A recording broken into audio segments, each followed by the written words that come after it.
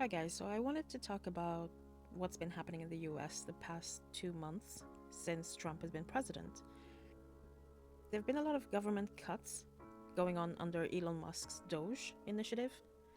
It's supposed to make things more efficient, but in reality, well, it's kind of a mess. Let's talk about the young so called engineers that Musk has brought in, making the sweeping cuts and the chaos that has followed. Think like 20 somethings to shake up the government. They were tasked with cutting costs and making things run faster, but here's the catch. These aren't politicians we're talking about. They aren't vetted. It's just a few young men with no real public service experience. So yeah, a little concerning, right? So USAID, this internationally renowned organization that helps make lives better and for a very low cost actually gives the US soft power in the sense of starving people or people going through difficult situations in life, maybe, AIDS or other diseases, getting help that really doesn't cost that much, but with this label USAID, that's soft power in the world. That's gone.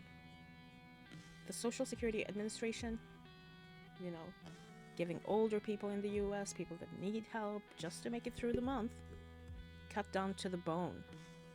And don't even get me started on the EPA. Musk that came up with this idea that he was going to have these electric cars saving the environment, slashing that budget like crazy. And the fallout has been pretty intense. So let's start with USAID. They fired 7,000 workers. They shut down major global relief efforts.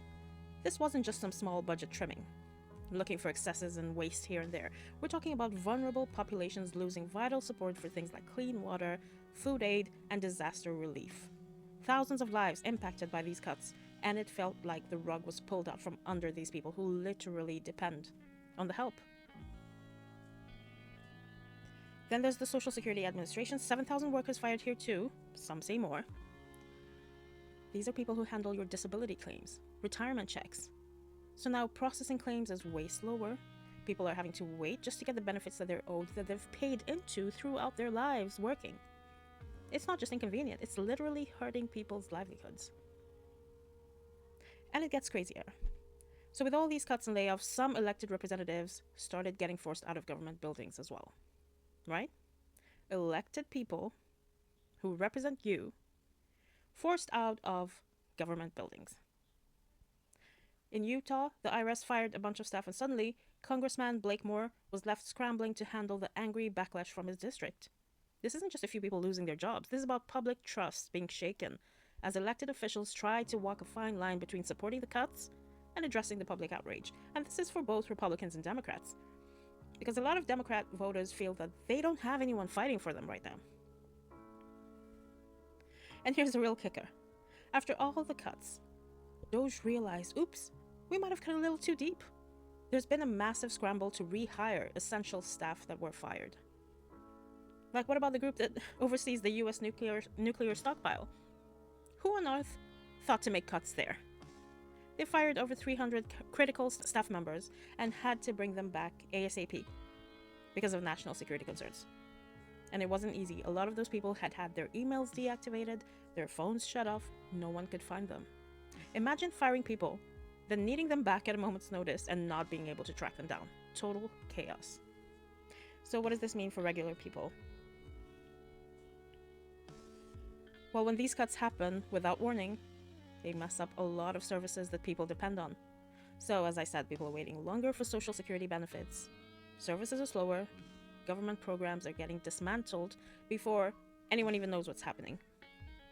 So imagine not being able to access things like disaster relief or healthcare benefits when you need them the most. I think this is the scariest part of it, is that there are people losing their lives in the dark. People that you don't know are losing their lives because they're not getting access to the help they need, whether it's because of disasters that are ongoing, especially in red states that voted for this government, or because of healthcare benefits, and people are either too proud to admit that they made a mistake and ask for help, or they're just marginalized groups that can't fight for themselves or make their voices heard. So yeah, Doge is all about making government more efficient, they say, but in reality, it's causing chaos and disruption for regular people. Now, cutting costs is one thing, but when it starts affecting people's lives, then maybe it's time to rethink the plan. Getting rid of initiatives that make sure that people get the same opportunities despite their race or disability, or whether they are veterans or other groups that have difficulty having the same opportunities as other people. In other words, they got rid of DEI.